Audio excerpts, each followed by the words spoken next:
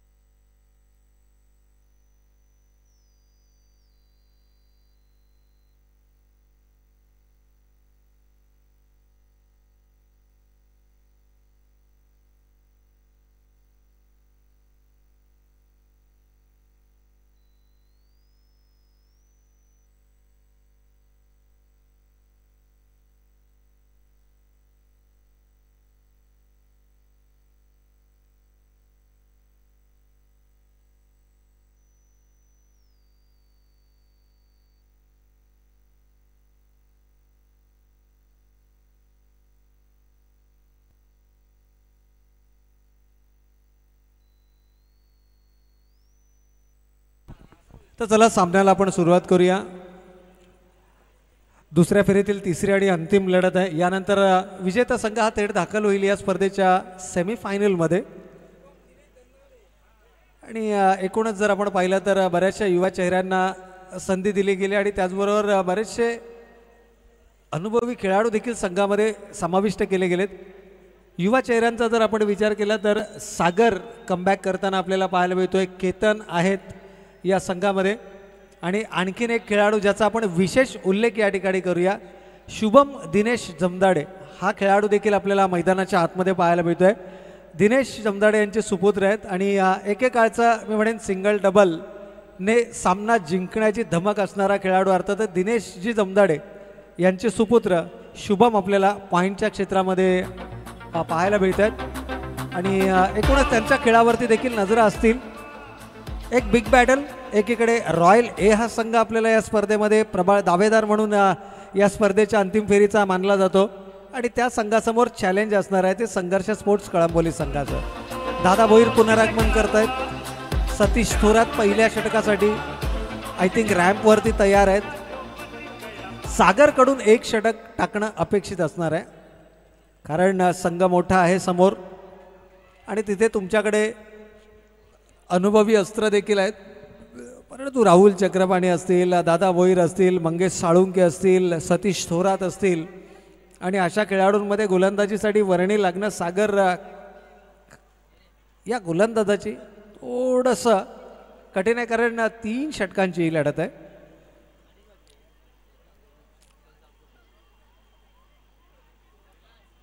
व अक्षय सरोदे मागील आठवड्यामध्ये प्लेअर ऑफ द सिरीज मालिकावीर पुरस्काराचा मानकरी ठरला होता. मागच्या सामन्यामध्ये देखील I think Akshay player of the match या पुरस्काराने आपण अक्षयला सन्मानित केलं होतं. एकाच मालिकेमध्ये 18 षटकार लगावणारा एकमात्र पावसाळी रबर बॉल फॉर्मॅट मधला हा खेळाडू आहे. एकाच इनिंगमध्ये 9 षटकार त्याच्या बॅटमधून आपल्याला पाहायला मिळाले होते.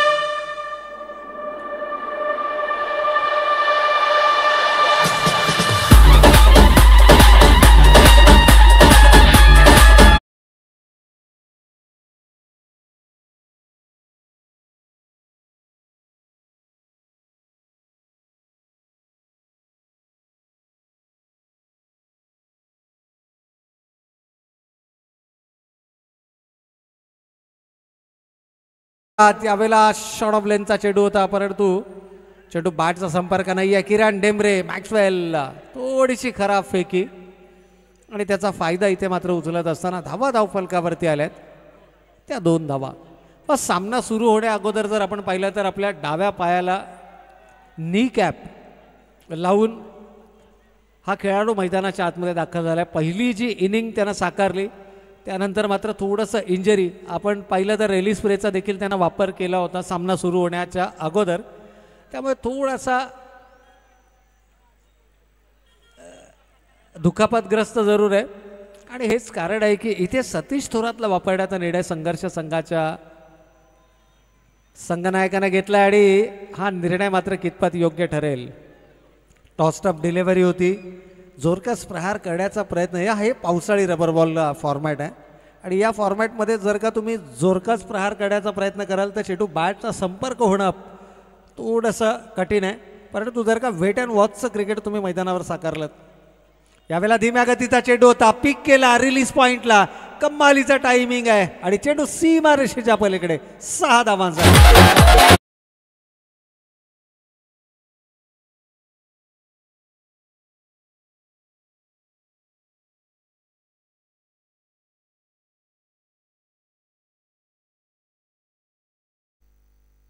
तर इथे मात्र हलकासा स्लोवर ऑन पद्धतीचा चेंडू होता, चेंडू पिक केला गेला फलंदाजाच्या माध्यमातून आणि षटकारामध्ये डिपॉझिट केलाय. ज्या फटक्यांसाठी अक्षय सरोदे ओळखला जातो मिस्टर 360, याही वेळेला जोरकस प्रहार, परंतु इथे संधी आहे. किरण डेमरे पोहोचू शकले नाहीत आणि कोळेकर यांचा मात्र खूप चांगला, बबलू कोळेकर आहेत त्या ठिकाणी शॉर्ट फाईन लेगच्या क्षेत्रामध्ये क्षेत्ररक्षण करत होते, परंतु एक चांगला कमबॅक राहिलाय. पण अशा प्रकारचे फटके ज्यावेळेला फलंदाजाच्या बॅटमधून येतात त्यावेळेला मात्र थोडासा जो आत्मविश्वास आहे तो आत्मविश्वास कुठेतरी कमकुवत होताना आपल्याला पाहायला मिळतो. कारण हा स्ट्रॉंग झोन आहे या खेळाडूचा आणि स्ट्रॉंग झोनमध्ये जर का तुमच्या फटके येत नसतील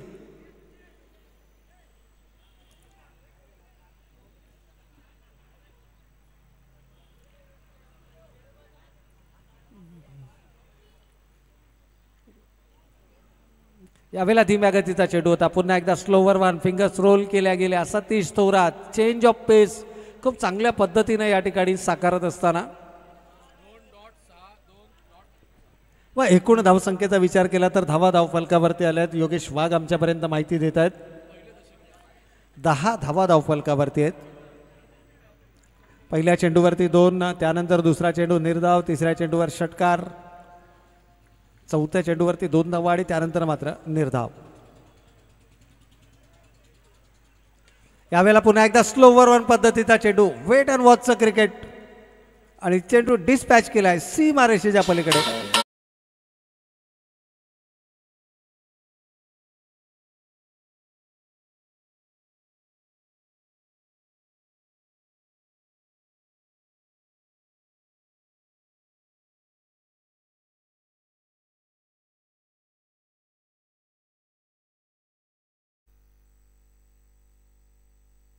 पहिल्या षटकाच्या अंतिम चेंडूवरती आलेल्या षटकारानं रॉयल ए संघ मात्र जाऊन पोहोचलाय. धावा धावफलकावरती आल्यात 16. दोनही उजव्या हाताचे फलंदाज मैदानाच्या आतमध्ये 2 डावखुरे गोलंदाज उपलब्ध आहेत, एक सागर आणि दुसरा मंगेश साळुंखे.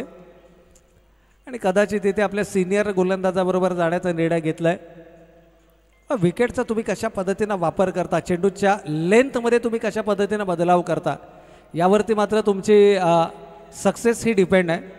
कारण तुम्ही एकाच लाईन आणि एकाच लेंथवरती जर गोलंदाजी केली तर मात्र हे 2 फलंदाज मोठे फटके नक्कीच साकारू शकता. परंतु जर का सातत्यानं तुम्ही तुमच्या लाईन आणि लेंथमध्ये बदलाव करत गेलात तर मात्र फलंदाजाचा माइंड हे तुम्ही डिस्टर्ब करू शकता आणि या गोष्टींसाठी मंगेश साळुंखे ओळखले जातात. पहिल्या षटकामध्ये मात्र 16 धावा आहेत.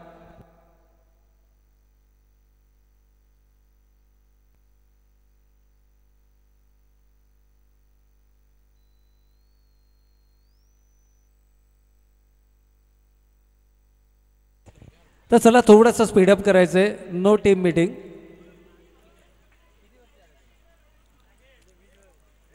मंगेश साळुंखे या ठिकाणी गोलंदाजच्या मार्कवरती आपल्याला पाहायला मिळतात.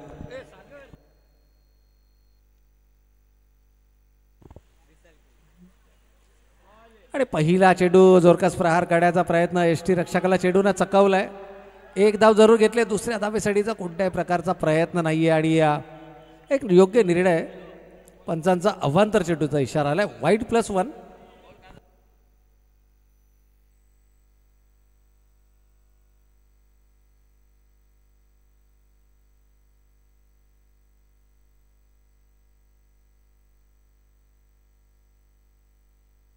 तर एकूण 1+1 2 धावांचा बोनस जरूर पहिल्या चेंडूवरती मिळाला आहे. परंतु एक जमेची गोष्ट म्हणजे संतोष मदने नॉन स्ट्रायकिंग एंडला येत आहेत. पण तो अक्षय सरोदे याला देखील रोखणं कठीण आहे. हाफ ट्रॅकर होता. खूप चांगली चेंडूची फेकी आहे. Bang on target. सागर आउटफील्डमध्ये परफॉर्मन्स अतिशय सुरेख राहिला आहे. क्षेत्ररक्षणाच्या बाबतीत जर आपण विचार केला आणि गुणवत्ता देखील आहे या खेळाडूकडे. अगदी आपल्या क्रिकेटिंग करिअरच्या सुरुवातीला जर पाहिलं तर या खेळाडूच्या नावावरती देखील स्पोर्ट्स बायसिकल आहे. आणखीन एक चांगला चेंडू होता. चांगलं कमबॅक आहे गोलंदाजीमध्ये आणि मिश्रण आहे. लाईन आणि लेंथमध्ये मिश्रण असणं गरजेचं आहे आणि ते मिश्रण आज मंगेश साळुंकेचं पाहायला मिळतंय. बऱ्याच वेळेला आपण पाहिलं की जिथे फलंदाज आक्रमक होतात तिथे मंगेश साळुंकेची लाईन ही थोडीशी शॉर्ट ऑफ लेनची ठरते. परंतु जर का गुडलेन किंवा शॉर्ट ऑफ गुडलेन स्पॉटवरून चेंडूला उसळी देण्याचा प्रयत्न केला, कारण लेफ्ट आर्मर गोलंदाज आहेत त्यामुळे एक नॅचरल अँगल क्रिएट होतोय. यावेळेला हाफ ट्रॅकर होता. संधी निर्माण केली आहे. पाहूया. परंतु चेंडू सीमा रेषेच्या पलीकडे. 6 धावांसाठी षटकार.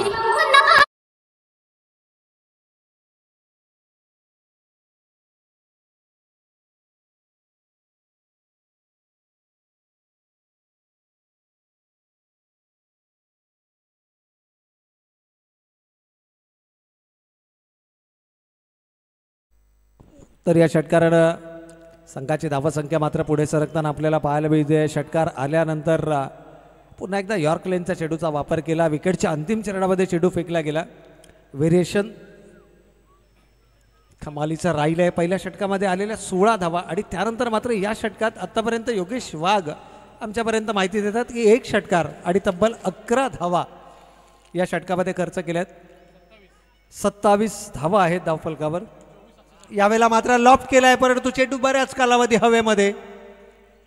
सेफ लँडिंग पाहायला मिळेल. डीपमध्ये क्षेत्ररक्षक उभे होते आणि त्याचा फायदा इथे मात्र घेतला गेलाय. 2 धावा धावफलकावरती अंकित केल्या जातात. चांगलं षटक. संघर्ष संघाचा जर आपण विचार केला तर मात्र 40 किंवा 45च्या आतमध्ये रोखण्याचा प्रयत्न असेल. 29 धावा धावफलकावरती आहेत.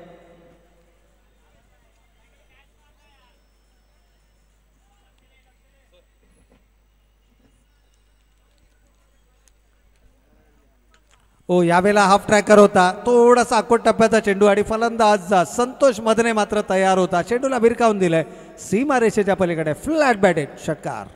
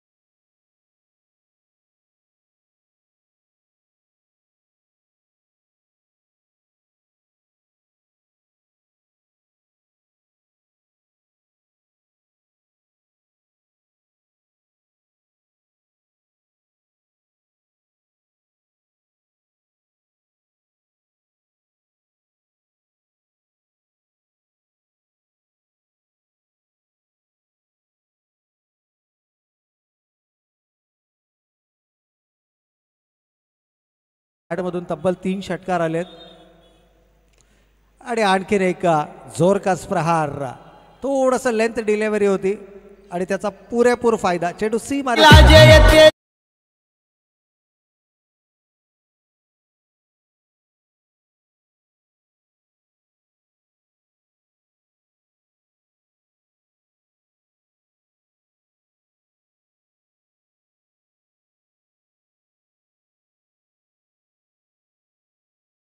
एकूणच या षटकारानं संघ जाऊन पोहोचलाय 45 धावा धावफलकावरती आल्या. ज्या धावसंख्येचा आपण सातत्यानं उल्लेख करत होतो ती धावसंख्या मात्र मजल मारली आहे रॉयल ए या संघानं. परंतु इथे मिस टायमिंग स्ट्रोक. ललित त्या ठिकाणी चेंडू अडवण्याचा प्रयत्न करतायत. थोडंसं ऑफ बॅलन्स होत आहेत. एकेरीला दुहेरीमध्ये परावर्तित केलं जात आहे. चेंडू पूर्णतः मिस केलाय. 2 धावा कंप्लीट. तिसऱ्या धावेसाठीचा प्रयत्न होईल का? होय. आणि एकूण 4 धावा. यस 4 धावा या ठिकाणी कंप्लीट केल्यात. आजच्या संपूर्ण दिवसभरामध्ये आय थिंक ओव्हरथ्रोच्या माध्यमातून 4 धावा जरूर पाहायला मिळाल्या.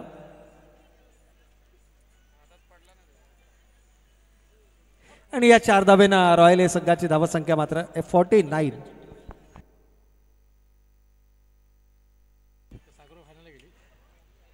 यावेळेस जोरकस प्रहार आणि चेंडू मात्र जातोय सीमारेषेच्या पलीकडे 6 धावांसाठी.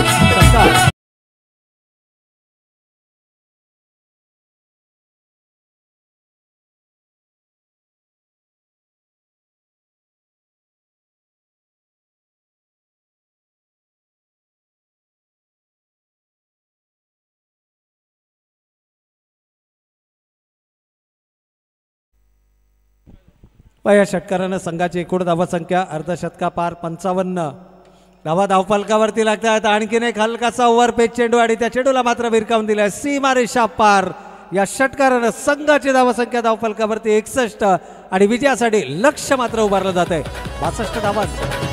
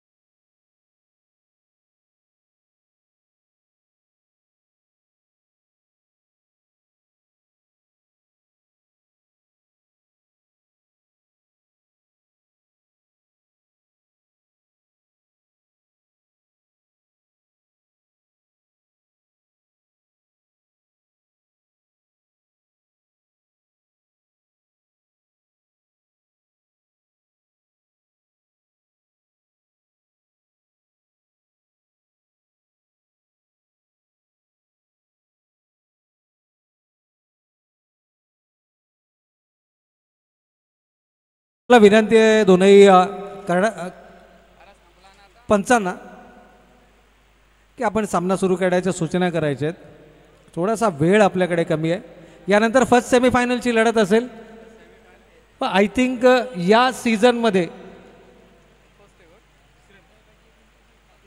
तिसऱ्यांदा सेमीफायनलपर्यंत मजल मारणारा परेश 11 संघ आजही लक फॅक्टर त्यांच्या सोबत आहे. आणि उदयदादा पवार असतील, गणेशदादा खानावकर असतील, त्याचबरोबर चंद्रकांत गावडे असतील, यांनी घेतलेली ही जी मेहनत आहे ती मेहनत मात्र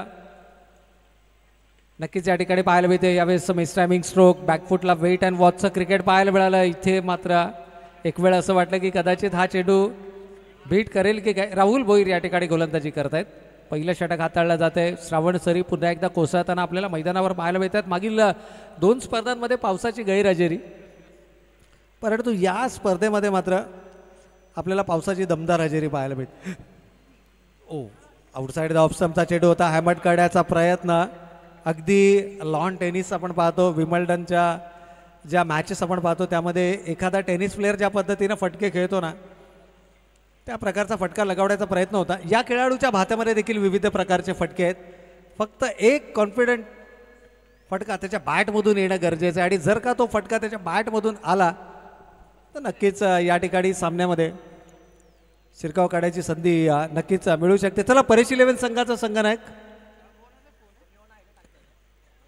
रॉयल बी संघाचे संघनायक इथे उपलब्ध आहेत. आणखीन एक अवांतर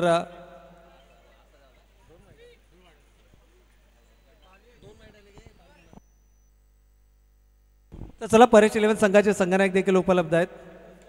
यावेळेला समोरच्या दिशेनं कमालीचा टायमिंग आहे. या गुणवत्तेची आपण उल्लेख करत होतो की या फलंदाजाकडे विविध प्रकारचे फटके आहेत आणि हे फटके जर का फलंदाजाच्या बॅटमधून आले तर मात्र या धावांचा यशस्वी पाठलाग केला जाऊ शकतो. षटकार आलाय.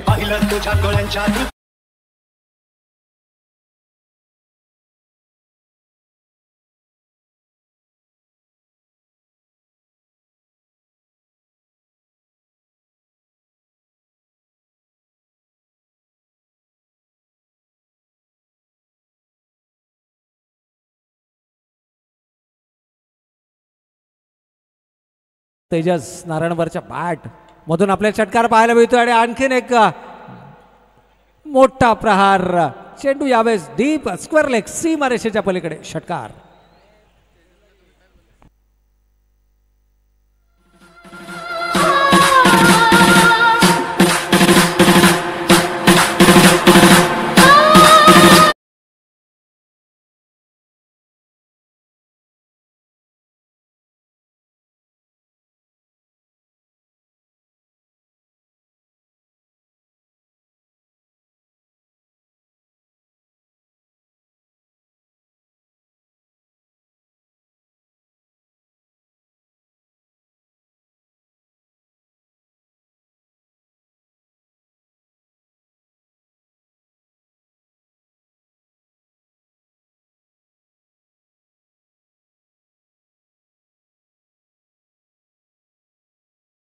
संघाची धावसंख्या मात्र 15 धावा धावफलकावरती आल्यात. आज जर आपण पाहिलं ना तर लॉंग हँडल बॅटनं तेजस मैदानाच्या आतमध्ये खेळतो आणि बॅटची ग्रीप जर आपण पाहिली ना तर मात्र थोडासा या ठिकाणी समोरच्या दिशेनं, परंतु पाहूया क्षेत्ररक्षक येत आहे जेलच्या खाली. कंप्लीट केला जातोय झेल. 2 बॅक टू बॅक सिक्सेस आल्यानंतर मात्र मोह आवरता आला नाही आणि महत्वाची विकेट इथे गमावली आहे.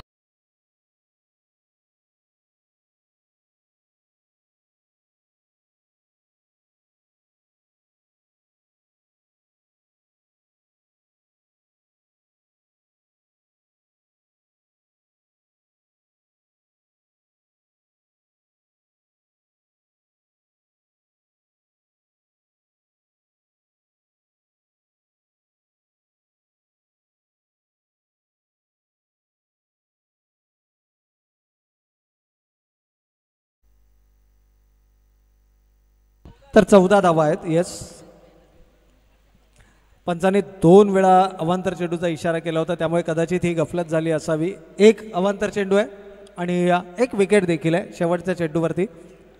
महत्त्वाची विकेट इथे मात्र गमावली गेली. तेजस चांगल्या फ्लोमध्ये फलंदाजी करत होता, परंतु आता संपूर्ण जबाबदारी ही सतीश थोरात या फलंदाजाला आपल्या खांद्यांवरती घ्यायची आहे. इनॅट नंबर 3 तिसऱ्या क्रमांकावर केतन मात्र आपल्याला या ठिकाणी पाहायला मिळतात.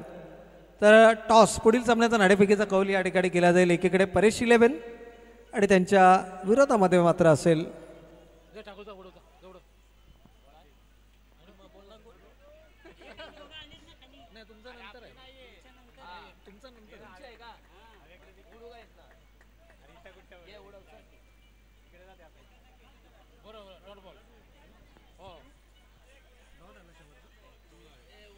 तर पहिल्या षटकाच्या समाप्त्याखेर एक गडी बाद 14 ही धावसंख्या धावफलकावर.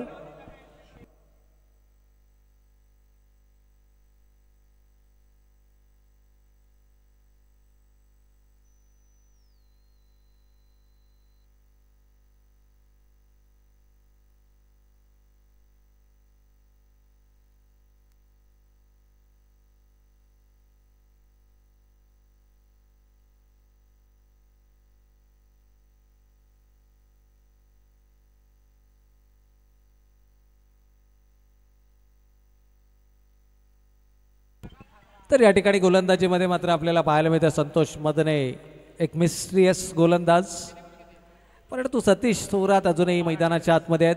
मी म्हणेन आशेचं किरण सतीश थोरातच्या माध्यमातून जरूर मैदानावरती उपलब्ध आहे. 14 धावा धावफलकावरती आहेत. इक्वेशन जर पाहिलं तर येणारे 12 चेंडूवाडी 48 धावांची गरज. हो, यावेळेला धीम्या गतीचा हा चेंडू होता. टप्पा पडल्यानंतर मात्र चेंडू थोडासा बाहेर निघतोय, पंच बाहेर निघतायत. अवांतर चेंडूचा इशारा होतोय आणि अवांतर धावसंख्येच्या मदतीनं कविता संघ मात्र पुढे सरकताना 15 धावा धावफलकावर.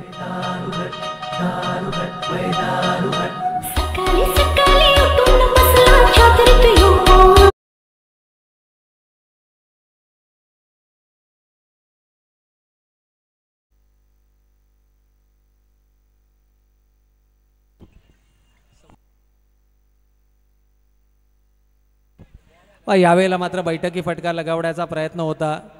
स्टान्स जर आपण पाहिला सतीश थोरातचा, जर तुम्ही गोलंदाजाचा माइंड डिस्टर्ब करायचा असेल तर मात्र तुम्हाला तुमच्या फुटवर्कचा वापर करावा लागेल. आणि जर का तुम्ही ऑलरेडी तुमचा स्टान्स गोलंदाजाला दाखवलात तर मात्र त्या कोणत्या लाईन आणि लेंथवरती गोलंदाजी करायचं हे थोडंसं सोपं जातं. सतीश थोरातनं अगदी गोलंदाज त्याच्या रॅम्पवर उभा होता आणि त्याच वेळेला स्टान्स आपला दर्शवला. परंतु प्रत्येक फलंदाजाची एक वेगळी शैली असते, एक वेगळा स्ट्रॉंग झोन असतो, एक वेगळी लकब असते फलंदाजीची. यावेळेला देखील टप्पा पडल्यानंतर मात्र चेंडू काहीसा लो राहतोय. चेंडू बॅटचा संपर्क होत नाहीये आणि हे चित्र आपल्याला सातत्यानं पाहायला मिळतं. 3 चेंडू आतापर्यंत फेकले गेले, ज्यामध्ये पहिला चेंडू अवांतर होता. त्यानंतर मात्र 2 लगातार डॉट बॉल आपल्याला या ठिकाणी पाहायला मिळतात. इथून मात्र तुमच्याकडे आक्रमणाशिवाय दुसरा पर्याय नाही आहे. प्रतिषटक 24च्या सरासरीने तुम्हाला धावांचा पाठलाग करायचा होता आणि या 2 चेंडूमध्ये फक्त 1 धाव आली आहे. यावेळेस जोरकस प्रहार, मिस टायमिंग स्ट्रोक. बॉबी पुन्हा एकदा जेलच्या खाली येत आहे, चूक होणार नाहीये. आणखीन एक महत्वाची विकेट गमावली आहे सतीश.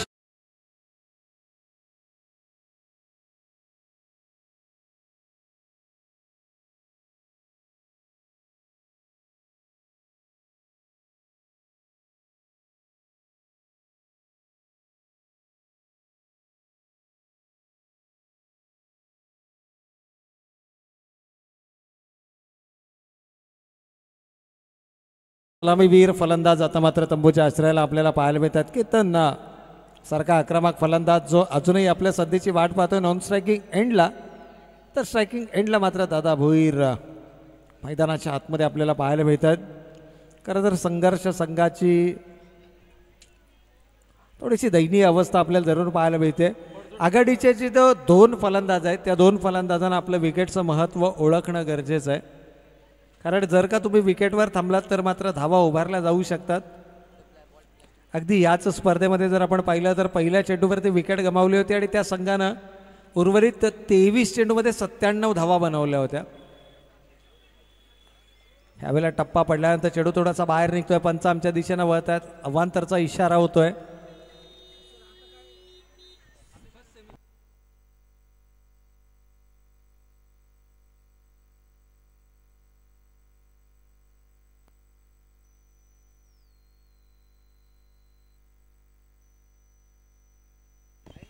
तर यावेळेला मात्र जोरकस प्रहार करण्याचा प्रयत्न होता. चेंडू आणि बॅटचा संपर्क या ठिकाणी होऊ शकला नाही आणि संतोष मदनेनं मात्र कमालीची गोलंदाजी, जबरदस्त मारा केलाय.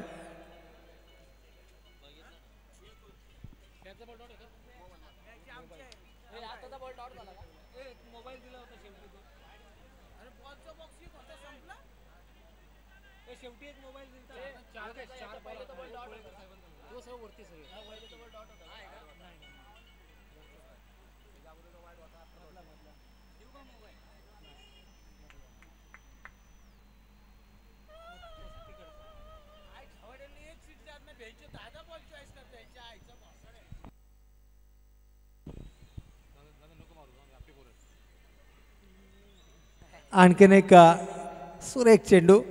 चेंडू बॅटचा कोणत्याही प्रकारचा संपर्क नाही आहे आणि या 2 षटकांच्या समाप्ती अखेर धावा धावफलकावरती 16 धावा.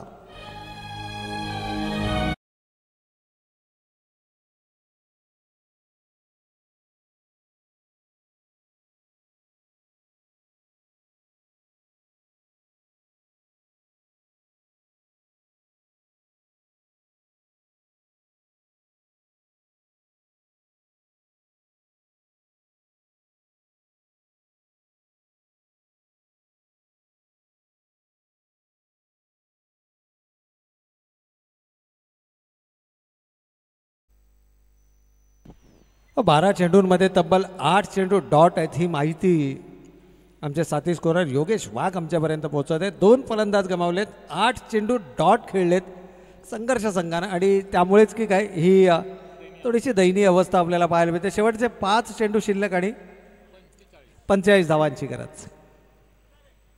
5 ball 45 runs required to win. खरं तर 5 चेंडूंमध्ये 45 धावा बनवणं, त्याकरता तुम्हाला इतिहास रचावा लागेल. एक चमत्कार तुम्हाला या ठिकाणी या मॅचमध्ये विजयाच्या दिशेनं घेऊन जाऊ शकतो, अन्यथा केवळ औपचारिकता या सामन्यामध्ये बाकी आहे.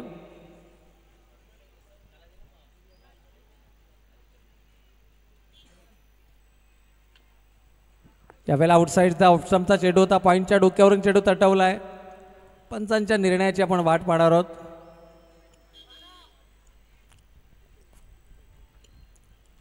आणि जणू एफर्ट्स जर आपण पाहिले तर इथे मात्र एफर्ट्स दुसरी धाव घेण्याचा कोणत्याही प्रकारचा मानस इथे नाहीये दोनही खेळाडूंचा.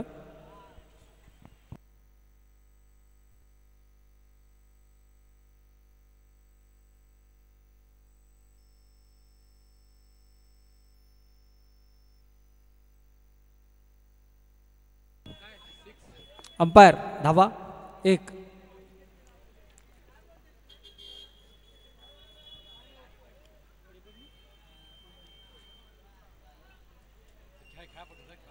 चला थोडंसं स्पीडअप करायचं आहे, कारण आता मात्र या सामन्यामध्ये केवळ औपचारिकता बाकी आहे. चेंडू बॅटचा कोणत्याही प्रकारचा संपर्क होत नाहीये.